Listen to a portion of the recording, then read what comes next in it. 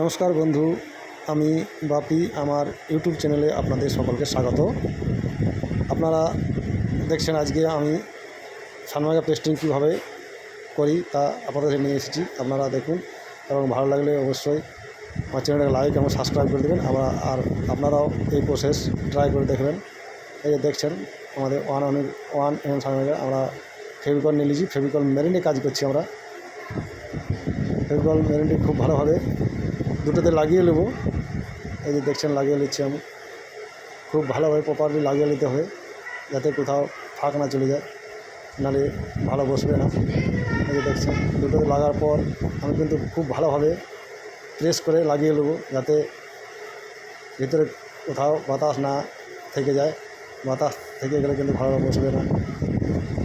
দেখছেন এবারে আমি খুব ভালোভাবে বসার পর আমি মাস্কিং টেপ লাগিয়ে নেব। গ্যাপটি কিন্তু মাস্কিং টেপের এরকম রাখতে হবে, প্রায় 1 ইঞ্চি থেকে 15 ইঞ্চি ঘন ঘন মারতে হবে যাতে কোনো মতে বাতাস না ধরে যায় এবং প্রপারলি দুটো একসঙ্গে চেপকে যায়।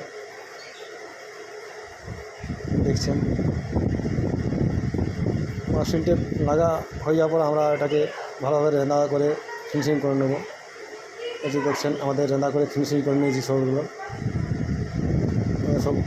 লাগা হয়ে গেছে এবং ফিনিশিংও করে নিয়েছি। এবং যে ধারালো সাইডে আট যেটা বলা হয় ওটা খুব ধারালো থাকে, ওই জন্য ওটাকে হালকা করে সুইচ পাত দিয়ে মেজে নেব। বস এইভাবে আপনারা ট্রাই করুন। আমার ভিডিওটা দেখার জন্য অসংখ্য ধন্যবাদ।